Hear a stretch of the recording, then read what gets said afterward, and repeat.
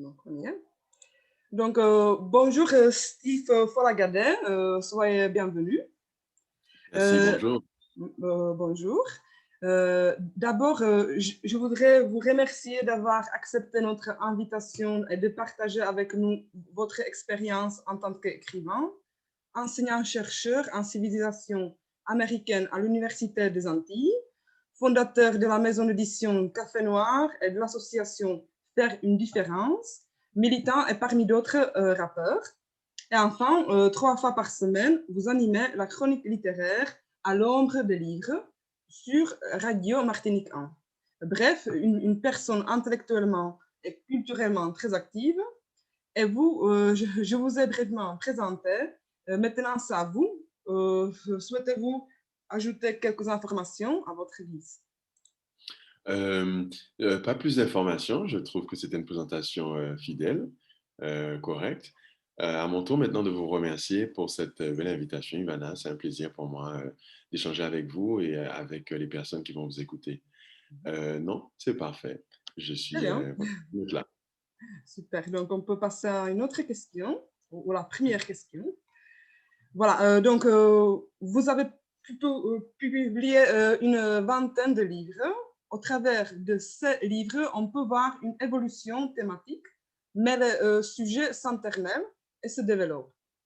Pourriez-vous brièvement présenter vos livres et peut-être aussi nous expliquer quel fut le déclencheur chez vous de l'écriture?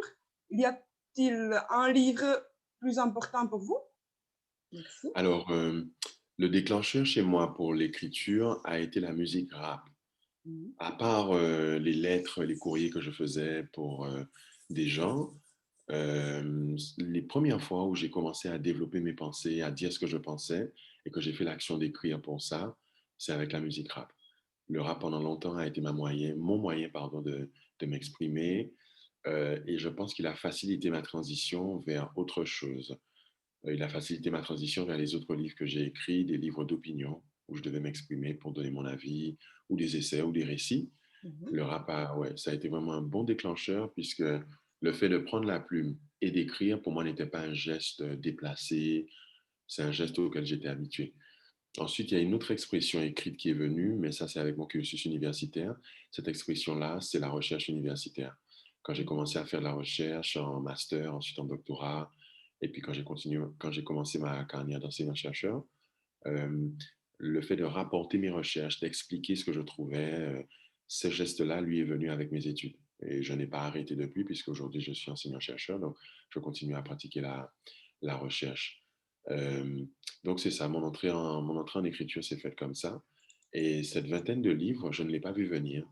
J'ai essayé de répondre aux appels que j'avais. Quand je sentais que je voulais mener à bien un projet ou que j'avais envie d'écrire sur telle ou telle chose, je ne me laissais pas, je ne me censurais pas. Donc, c'est pour ça que je me suis exprimé autant dans autant de livres. Mhm. Très bien. Voilà. En fait, oui, la dernière question dans cette partie, c'était est-ce qu'il y a un livre plus important pour vous dans Ah oui, tous ces livres que vous avez écrits? alors, est-ce qu'il y en a un de plus important?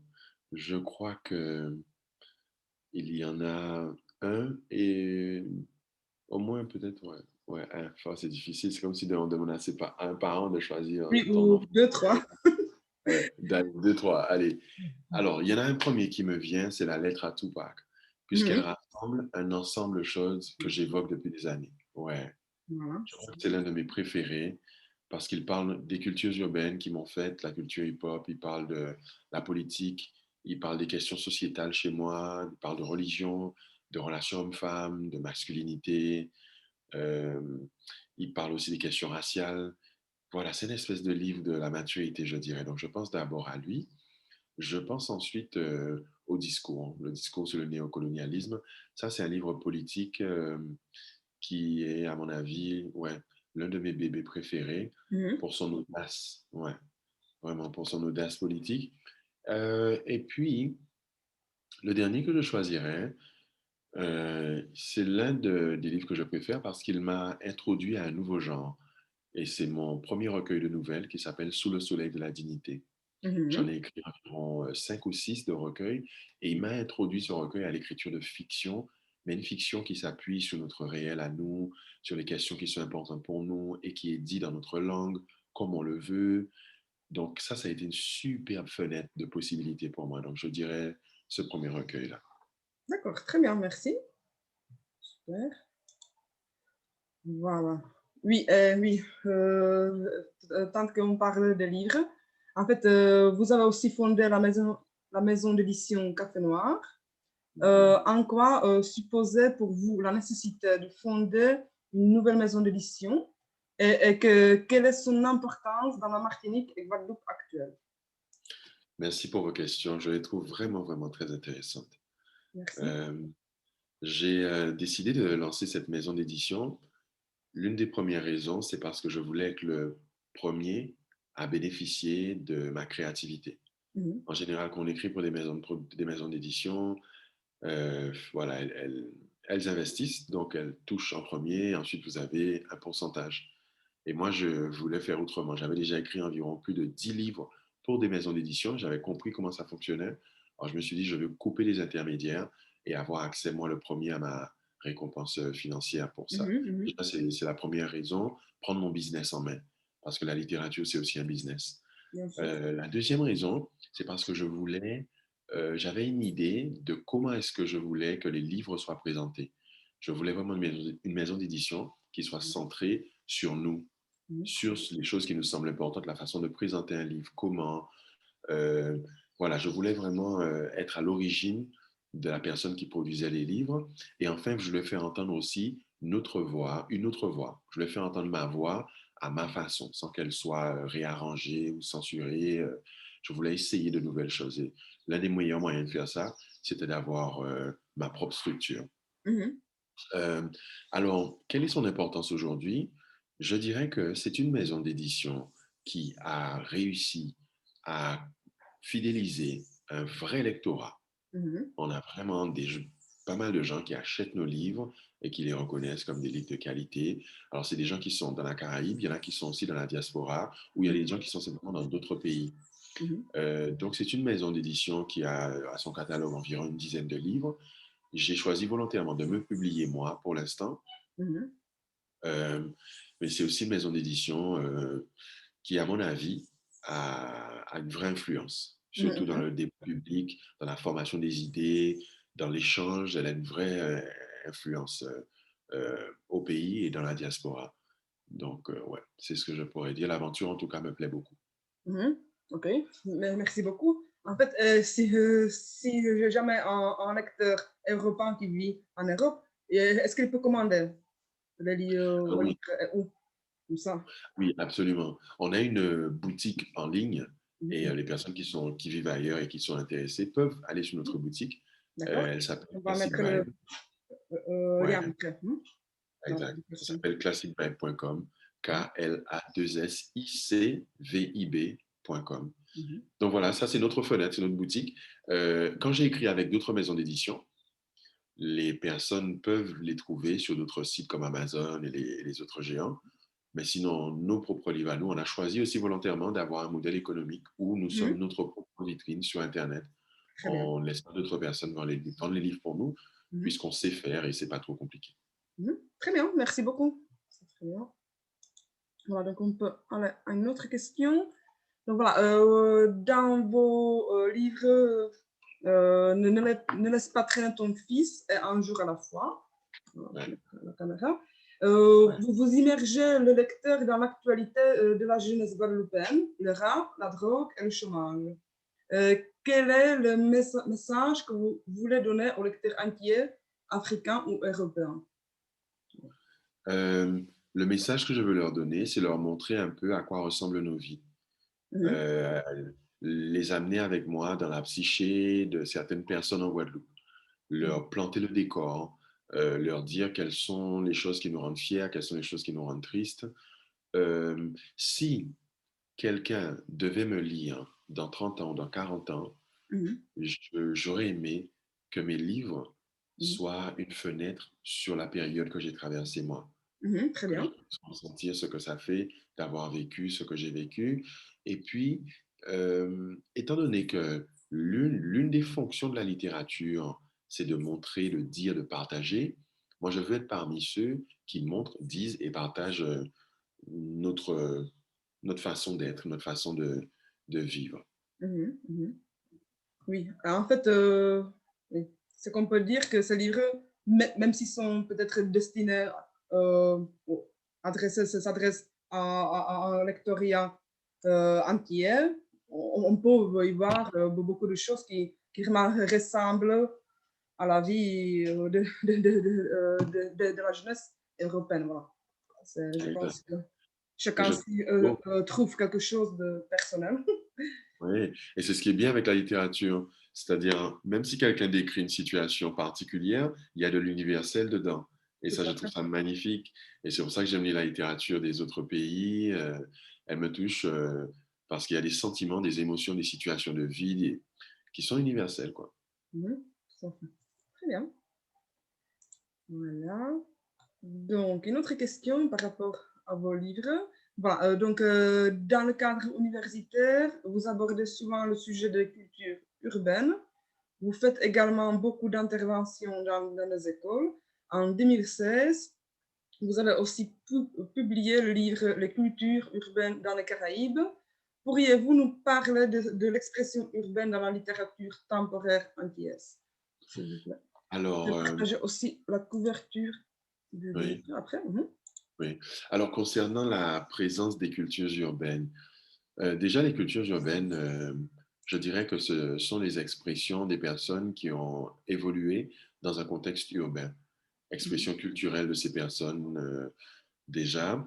Et puis, ce sont des cultures qui sont allées vers d'autres personnes qui ne sont pas en contexte urbain.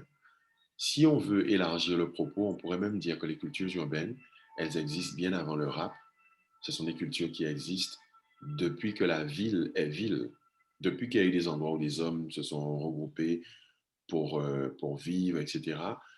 Les expressions culturelles qui naissent de ces regroupements-là, de ces espaces, on peut les rattacher aux cultures urbaines. Mhm. Euh, dans la littérature, donc ça veut dire que les livres de fiction qui évoquent la façon de vivre dans ces espaces évoquent les cultures urbaines. Euh, alors, il y a plusieurs choses qui me viennent.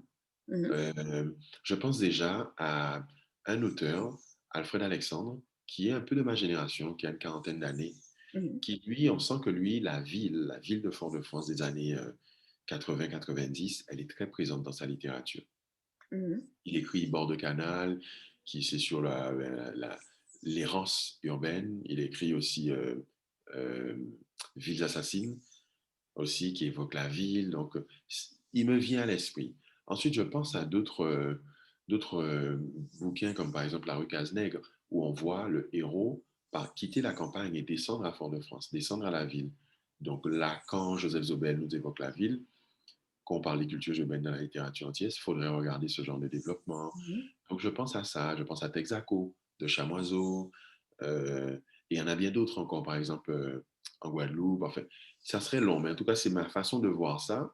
Et puis, je fais une différence quand même avec la présence de la ville dans ce genre de roman et des romans qui évoquent, eux, les cultures urbaines Mhm. de la génération, de ma génération. C'est-à-dire Mhm. le rap, la danse, le graphe, le dancehall. Ça, c'est autre chose, quoi. Et à mon avis, ça, il n'y a pas encore vraiment beaucoup de romans d'univers de fiction qui évoquent ça. C'est pour ça que j'essaie de faire ça dans Laisse pas traîner ton fils. Laisse pas traîner ton fils, d'ailleurs, c'est un titre d'une chanson de rap super connue. Laisse pas traîner ton fils, c'est un groupe de rap qu'on Ah, connaît d'accord. en Guadeloupe, Ah, pardon, en France, et qui s'appelle ah. NTM, et leur chanson est très puissante, et ils ont écrit une chanson magnifique qui s'appelle Laisse pas traîner ton fils. Vous pouvez la voir sur YouTube. Donc, j'essaie, moi, de donner une présence à ce genre de culture urbaine. Mhm. Très bien, super, merci. Voilà. Voilà. Oui, en fait, hors de tout ça, vous travaillez aussi avec les détenus auxquels vous enseignez l'écriture. Cela doit être une expérience parfois difficile, mais en même temps extrêmement enrichissante.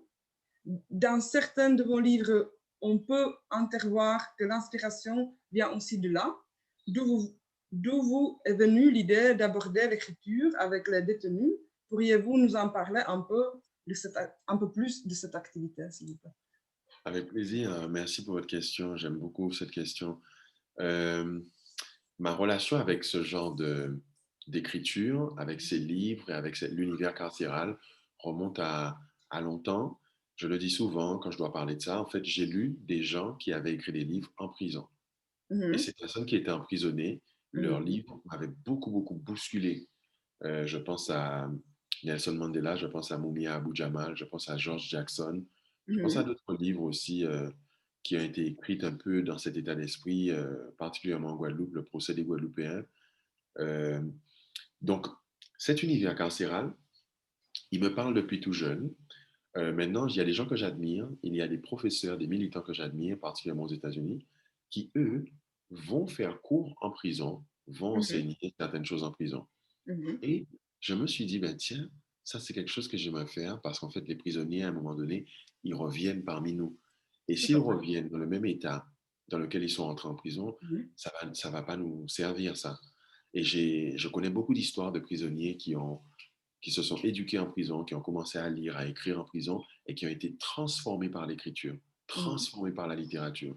Et quand ils sont revenus dehors, ils étaient très différents. Je pense à quelqu'un comme Malcolm X, par exemple. Il y en a plein comme ça qui ont mhm. été bouleversés. Donc, je me suis dit, moi, je veux être parmi les gens qui essaient de faire ça. Et ce que je sais faire, je sais écrire. J'écris du rap, j'écris des livres. Donc, je peux essayer de communiquer le comment faire. Parce que tout un chacun, on peut exprimer, on a des choses à dire. Donc, c'est une activité qui peut être compliquée parce que ce ne sont pas des endroits où il y a forcément du bonheur qu'on va en Oui, prison. bien sûr. Donc, quand je rentre là-bas, ça dépend. Il y a des jours où les choses sont plus ou moins calmes. Il y a des jours où c'est vraiment plus. Il y a des événements. Je sais pas, moi, il y a eu des problèmes.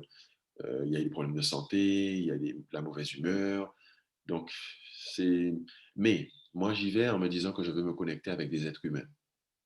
Et à partir du moment où je me dis ça, je vais pas en tant que prof, en tant que militant. J'y vais juste pour essayer d'échanger avec eux, quoi, tranquillement.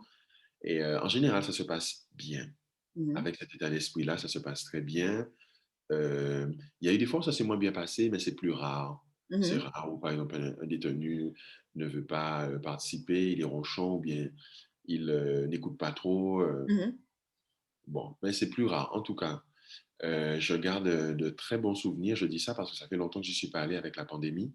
mhm. Jusqu'à D'accord. maintenant, je rencontre pas mal de personnes qui étaient incarcérées et Mhm, qui sont maintenant sorties qui mhm. sont certains sont devenus mes amis ou on se connaît de vue.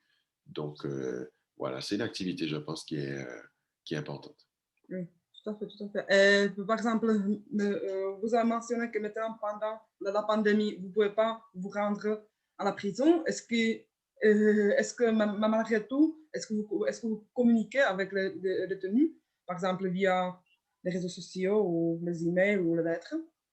Alors, non, pas via les réseaux sociaux. Je dois dire que non plus par lettre. Par lettre, c'est peut-être une ou deux personnes que je Mhm. connais. D'accord. Ouais. Il y a des gens que je connais, donc Mhm. avec eux, on s'échange des courriers, ou des fois, il y a des gens qui lisent mes livres. C'est arrivé que des détenus lisent mes livres et qui Mhm. m'envoient Ah, une lettre. cool. Donc, je prends le temps de répondre et d'échanger avec eux. Certains de mes amis, j'ai quelques connaissances qui sont incarcérées. Ça Mhm. m'arrive d'échanger aussi avec eux. Mhm. Mhm.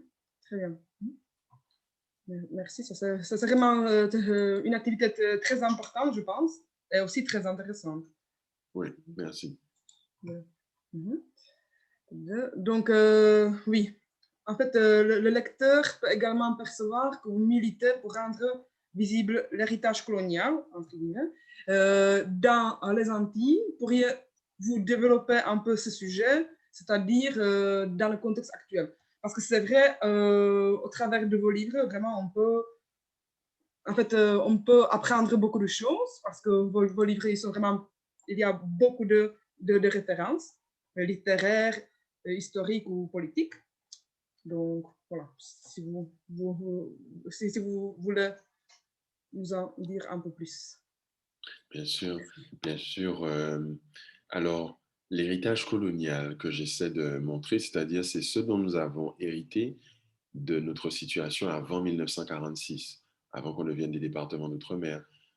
Euh, on a hérité d'une situation économique qui favorise le monopole de le monopole du moins de certaines familles aux Antilles. Ce sont des familles béquées, ce sont des familles blanches descendantes de familles de colons. Il y a des secteurs entiers de notre économie où ces personnes sont présentes en situation de... Il y a très peu de concurrence pour eux. Maintenant, ça a évolué. Il y a beaucoup de choses qui ont évolué. Il y a d'autres groupes qui sont placés aussi dans notre vie économique, des groupes locaux comme des groupes venant d'ailleurs, venant de France Mhm. ou d'ailleurs. Mhm. Mais ça, c'est un héritage colonial. La façon dont l'économie chez nous est Mhm. répartie, dont elle est, quoi. Mhm. Il y a autre chose, on a hérité de rapport à la question raciale qui est problématique. Parce que nos sociétés ont été bâties sur des rapports de race et des rapports de classe sociale. Donc, on a hérité de ça, la question raciale, la question du colorisme. Ce sont des questions qui secouent toujours nos gens, la psyché de nos gens et les rapports entre personnes en Guadeloupe et en Martinique. L'autre chose, c'est on a hérité d'une relation avec la France qui est assez unique. Notre rapport à ce pays est particulier et ça nous vient de notre histoire. Donc, il y a des parties dans ce rapport qui sont bénéfiques et qui Mhm. sont bonnes Mhm. et qui sont aussi à mettre, comment dire, qui sont à voir comme des choses qui ont élevé la dignité de nos gens. Mhm. Mais il y a des parties dans ce rapport aussi qui nous ont fait du mal et qui nous font du mal jusqu'à aujourd'hui. Donc, j'évite d'être manichéen, j'évite d'être binaire, parce que sinon, ça ne décrirait pas la réalité. Donc, ça, c'est un héritage colonial. Peut-être qu'on dira aussi le rapport homme-femme, Oui. c'est-à-dire la façon dont la femme est dominée dans la société. Avant 1946, c'était un fait. La femme était dominée, la femme de couleur était dominée. Je n'impute pas la situation, les rapports hommes-femmes, et ça, qu'à la situation coloniale, qu'à l'héritage. Hein. Il y a aussi de nous, de la culture que nous avons formée, de nous en tant qu'êtres humains, etc., etc. En tout cas, je vois ça. Bon, il y a aussi des choses super positives, comme notre culture, comme notre langue. C'est une culture, c'est une langue qui s'est formée dans le creuset colonial esclavagiste. On a réussi à en extraire de belles lettres, de belles danses, de belles musiques, un parler fort. On a réussi à extraire aussi un art oratoire très puissant. Donc, il y a beaucoup de choses que nous avons extrait aussi de cela et c'est un héritage, je pense, positif. Euh, donc, ça, tout ça, c'est ça qui me vient, quoi. Donc, j'essaie d'écrire sur ce réel-là. Mhm. Merci beaucoup. Oui, oui, oui, parce qu'en en plus, le mot héritage, c'est un mot qui est vu, qui est perçu, disons, d'une manière positive. Et est-ce qu'on peut vraiment parler de l'héritage? C'est ça aussi la question qui me vient, parce qu'on dit l'héritage, mais finalement, l'héritage de quoi? Voilà. Ouais, c'est vrai, non, c'est vrai, c'est vrai, je suis d'accord avec vous. On doit interroger ça. L'héritage, c'est quelque chose qu'on reçoit sans forcément l'avoir demandé et qui nous est légué par des personnes qui ont vécu avant nous. On peut l'accepter ou le rejeter. Tout à fait. Donc, est-ce maintenant à savoir quel est l'état d'esprit des gens qui laissent cet héritage, ça c'est autre chose. Il y en a qui ne sont pas conscients du tout, qui laissent Tout quelque à fait. chose derrière eux. Euh, ouais, donc c'est pas toujours positif et c'est pas toujours négatif, mais c'est quelque chose qui est en mouvement. C'est pas Mhm. automatique. Mhm. Très, très bien. Merci. Hein, oui, je voulais aussi vous demander, parce que je pense que certaines personnes ne savent pas, ne connaissent pas la signification des béquets que vous avez mentionné. Est-ce que vous pourriez l'expliquer un peu? OK. Qu'est-ce que ça veut dire, le béquet? Parce que c'est vrai, dans le contexte européen, peut-être il y a des gens qui ne connaissent pas Ouais. sa signification. Merci. Alors, les Békés, les Békés, c'est une communauté blanche aux Antilles qui est descendante des colons français, peut-être venus d'ailleurs aussi. Et ce sont des personnes qui se sont préservées entre elles. Ce sont des personnes qui ont tenu, du moins, à ne pas se mélanger avec des personnes non blanches. Mhm. Et donc, jusqu'à aujourd'hui, c'est une communauté qui forment une communauté. Il y en a parfois qui vivent aux mêmes endroits. Tous ne vivent pas aux mêmes endroits, mais en tout cas, ils se reconnaissent et s'appellent comme tels. Certains d'entre eux commencent à questionner cette communauté-là, des propres personnes béquées qui ne sont pas forcément d'accord avec tout ce qui se passe dans leur communauté. Donc, il y a ça. Et ce sont des personnes qui ont la particularité qu'on va retrouver à des postes dans la vie économique qui sont importants. Ça, il faut Mhm. le dire. Ce sont des personnes aussi qui, euh, en général, ne sont pas de petites conditions. Donc voilà, et ça veut dire que il y a une façon de voir aussi la question raciale chez eux. Hein, ce sont des personnes qui cherchent à se préserver, qui ne se mélangent pas pour la plupart avec des personnes non blanches. Donc, la question raciale est intimement liée à la question du pouvoir économique dans cette communauté. Maintenant, au fur et à mesure que je vis, que je rencontre du monde, j'ai compris que ce n'est pas une communauté qui est uniforme ni monolithique. C'est une communauté qui, parmi elles, a vraiment des façons de voir qui sont complètement différentes, des façons de penser qui sont vraiment différentes. Donc voilà. D'accord, merci. Voilà. On peut lier avec l'autre question, parce que c'est un lien. Donc, il faut rappeler que vous avez aussi publié le livre Discours sur le néocolonialisme. Je parviens jamais à le dire. Pourriez-vous, s'il vous plaît, nous livrer les pensées principales de ce livre? Oh, bien sûr, avec plaisir. Alors, ce livre, c'était pour décrire le néocolonialisme chez nous, c'est-à-dire la position dominante de certaines institutions et de certaines personnes sur notre vie économique. Pour moi, c'est ça le néocolonialisme. C'est d'abord une question économique. C'est quand vous ne pouvez pas mener à bien votre développement économique à partir de vos propres forces. C'est quand votre vie économique, elle est aspirée par certaines personnes. Et c'est quand des institutions aussi légitimisent cette économie où la France et les entreprises françaises ont une grande part de gain chez nous. Donc, c'est aussi la domination de vos terres. Et c'est ce genre de choses qui crée la question du chlordécone. C'est lorsque vous avez des personnes en position de puissance économique qui ont un rapport direct avec le pouvoir politique français, eh bien, ces personnes sont en capacité de faire des choses qui ne sont pas normales euh, parce qu'elles ont du pouvoir. Donc, j'ai voulu décrire ça. J'ai voulu aussi décrire un remède politique qui nous permettrait de sortir du néocolonialisme, c'est-à-dire pouvoir devenir des pays qui ont un autre statut politique et qui sont mieux à même de protéger leur vie économique, de réglementer leur vie économique et d'avoir d'autres rapports avec la France, l'Europe, non pas couper les rapports, mais avoir d'autres types de rapports. Donc, j'ai voulu parler de ça. J'ai aussi évoqué dans ce livre, à part la question économique et politique, j'ai évoqué la question raciale, qui me semble très liée à ce que nous sommes et notre façon de construire un peu notre projet ici, en Guadeloupe et en Martinique. Et enfin, c'est un livre où j'ai voulu volontairement marcher dans les pas d'Aimé Césaire. Très bien. Je vis en Martinique. Ouais, je vis en Martinique. Je suis devenu un homme indépendant dans son pays. C'est quelqu'un dont la personnalité et la façon de faire me parle beaucoup. Et je me suis dit, mais je suis un enfant d'Aimé Césaire. Hein. Je vis en Martinique. J'ai grandi en Guadeloupe. Il s'est battu pour que des gens comme moi puissent s'exprimer, puissent être tout ce qu'ils doivent être. Donc, c'est qui d'autre pourrait marcher dans ses pas? Et lui, il a écrit le discours sur le colonialisme en 1950. Eh bien, moi, aujourd'hui, quand je regarde nos pays, j'ai envie de faire comme lui, mais d'écrire le discours sur le néocolonialisme. C'est un peu, certains vont trouver ça un peu peut-être hautain de ma part, mais je crois que les artistes, ce sont des gens qui ont confiance en eux et qui se disent, mais ce qu'ils ont à dire, ce qu'ils ont à présenter au monde, non, c'est pas fou. Ils ont suffisamment confiance pour se dire que ça a du sens. Et voilà comment je ressens les choses, quoi. Très bien, merci. Je pense, je vais quelque part, mais on peut continuer. Donc voilà, dans le livre intitulé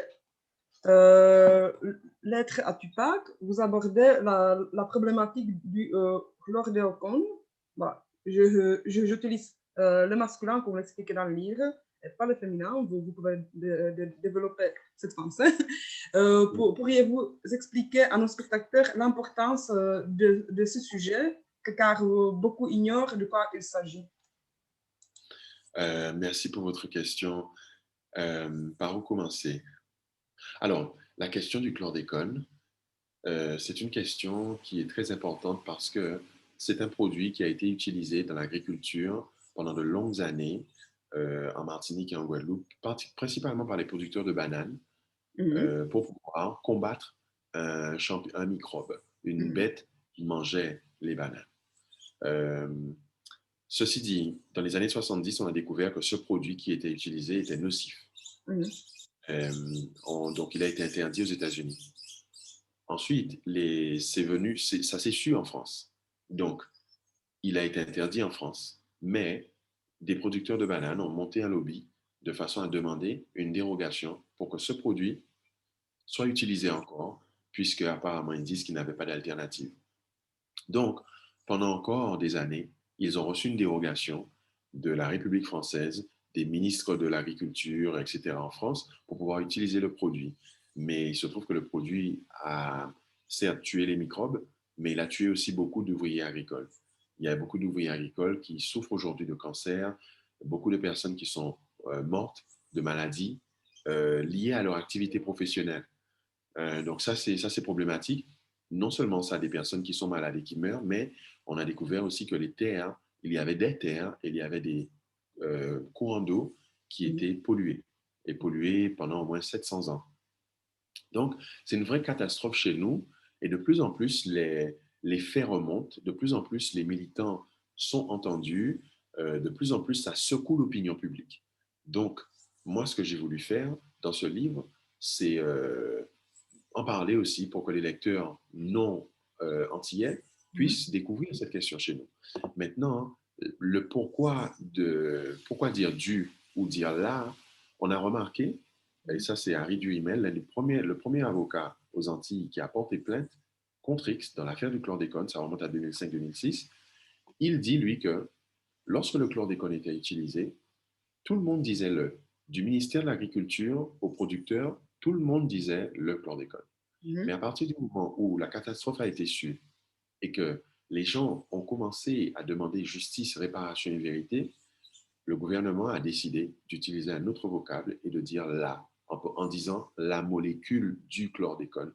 Ah. Mais Mhm. il sentait, lui, Harry Duhamel, Mhm. que ce changement d'appellation, c'était aussi quelque chose de psychique, quoi. De dire là, c'est un peu décriminaliser la substance, quoi. Mhm. Donc, il dit, ben, si lorsqu'on était empoisonné, on disait du chlordécone, eh bien, lorsqu'on essaie de réparer, on va dire du chlordécone. Oui, c'est pas évident. C'est Ouais, pas simple. un cas oui, très important du coup. Voilà. Oui. Et je voulais aussi vous demander, en fait, la place de la femme dans la société antillaise. Disons, Oui. je pose cette question à tout le monde.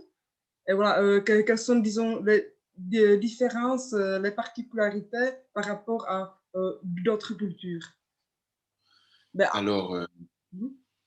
pardon, allez-y. Oui, en fait, voilà, si on peut dire que, on peut dire, voilà, disons, la Martinique et la Guadeloupe font la partie de la France, officiellement. Donc, par rapport, par exemple, à la culture française, quelle est la différence? Comment la femme antillaise est perçue et comment, elle, entre guillemets, elle se sent? Parce que c'est pas évident non plus, j'imagine bien que on est toujours nié en tant que les habitants de la Guadeloupe ou de la Martinique.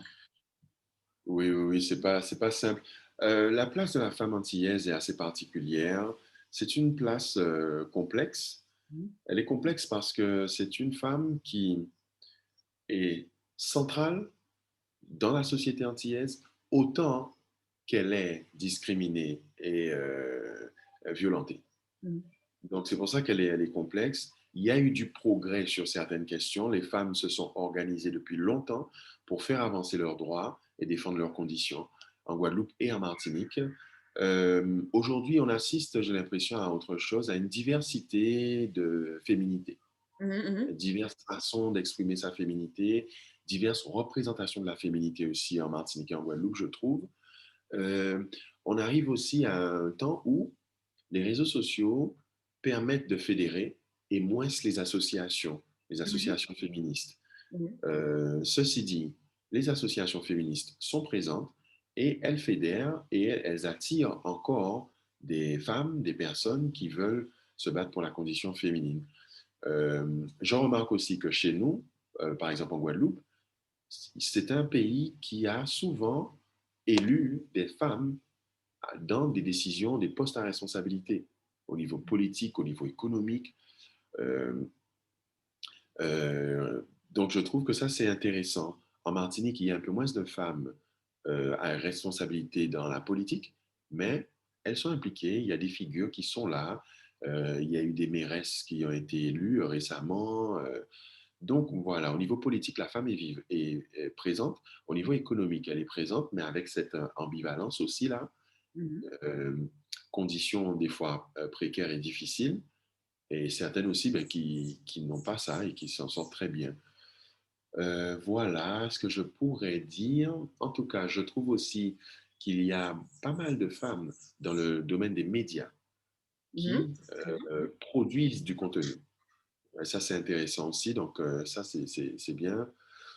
En littérature, en littérature, la, la plume des femmes est très, très vivace en Guadeloupe et en Martinique, hein. Donc, ça, c'est top. Et voilà. Moi, j'essaie de m'éduquer de plus en plus sur ces questions-là parce que le sexisme et le machisme sont rampants dans nos sociétés, vraiment Oui, rampants. oui, Donc, j'essaie énormément. vraiment, ouais, vraiment. Donc, j'essaie de m'éduquer pour me désensibiliser à certaines choses et me sensibiliser à d'autres. Mhm.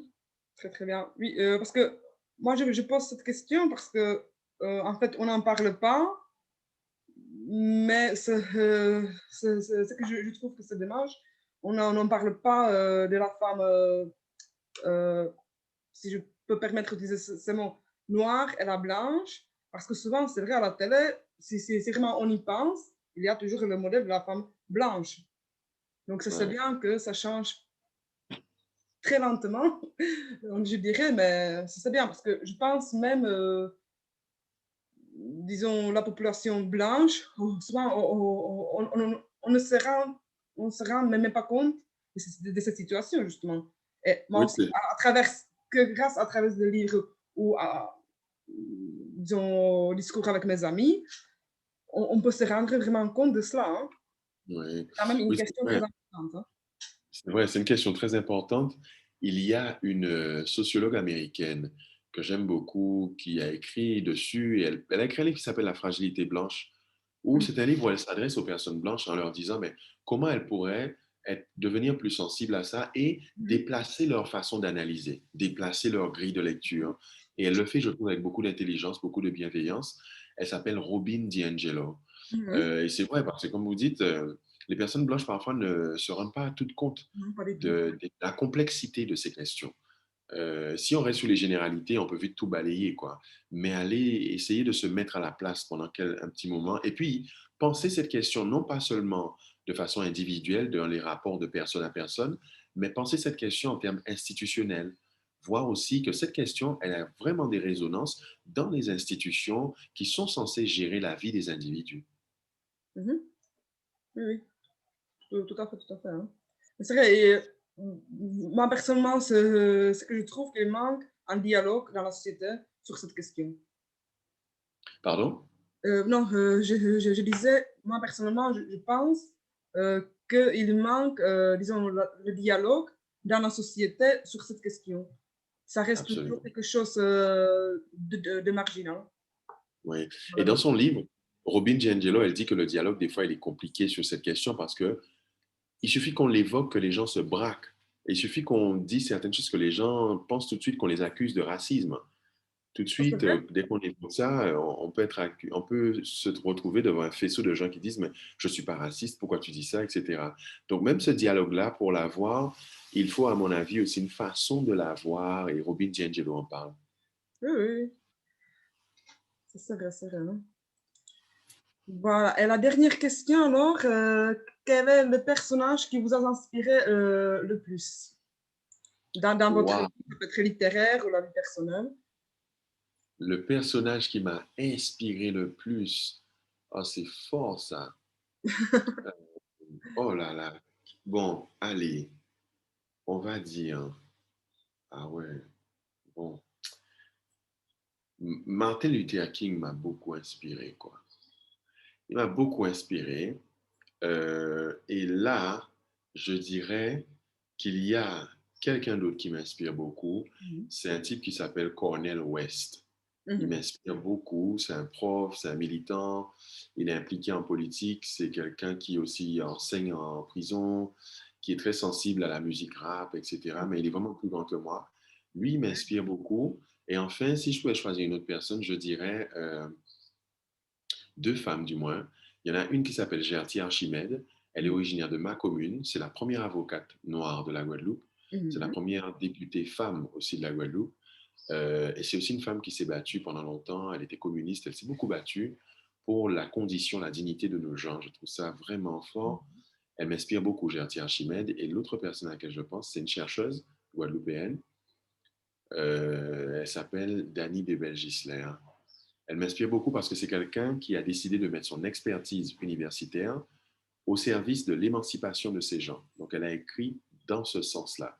Elle a écrit un livre très puissant qui s'appelle Le défi culturel guadeloupéen, Mhm. euh, qui c'est une espèce de manifeste sur comment l'intellectuel peut servir la cause de l'émancipation. Je trouve ça vraiment très intéressant. Mhm.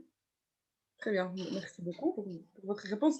Moi, j'aimerais bien en tout cas mentionner que vous avez aussi écrit le livre qui s'appelle Fleur de Lys, qui évoque aussi une partie de l'histoire antillaise. Ici, dans le livre, on peut trouver beaucoup d'histoires, de vie personnelle. C'est intéressant, voilà. Je ne sais pas si vous voudriez brièvement présenter ce livre ou dans Euh, quelque chose. oui, je Mhm, veux bien, c'est gentil. mhm, mhm, Absolument. C'est un livre que j'ai écrit et qui a été publié dans une maison d'édition pour laquelle j'ai beaucoup d'admiration, Présence mhm, africaine, qu'on ne présente plus. J'étais tellement fier d'être édité là-bas. C'était une super expérience.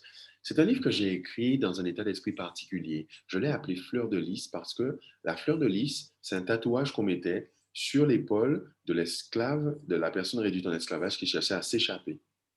Et là, j'ai voulu parler dans ce livre-là de gens qui cherchent justement à s'échapper de certaines conditions, d'une mhm, façon qu'on a envie de les voir, des gens qui disent tout simplement non à une façon de faire dans la société ou une façon dont la société les voit. Et ce sont des gens qui portent un héritage qui n'est pas évident. Des fois, ce sont des gens qui ont des parcours de vie qui ne sont pas simples, ou des fois, ça peut être des artistes. En tout cas, mhm. j'ai voulu montrer les gens qui aujourd'hui décident de dire ben, non à ça.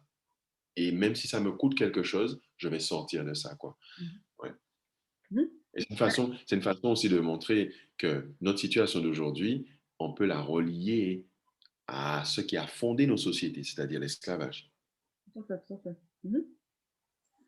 Merci beaucoup. Voilà, je pense que ce sont toutes les questions que je voulais vous poser. Voilà, donc je voudrais seulement rappeler aux spectateurs qu'ils peuvent trouver le lien de votre maison d'édition ou votre Instagram en dessous de cette publication vidéo. Je vais y ajouter aussi une présentation de vos livres. Merci. En tout cas, j'aimerais bien vraiment vous remercier de nous avoir consacré de votre temps et pour ce riche moment de partage. Voilà, c'était vraiment un C'est un plaisir. grand plaisir. C'est un grand plaisir pour moi. Merci d'avoir pris le temps de m'inviter. Et c'était une belle conversation, vraiment très stimulante. Bonne Merci. continuation. Merci. Merci beaucoup à vous. Prenez soin de vous. Et à très bientôt. Ouais. Merci.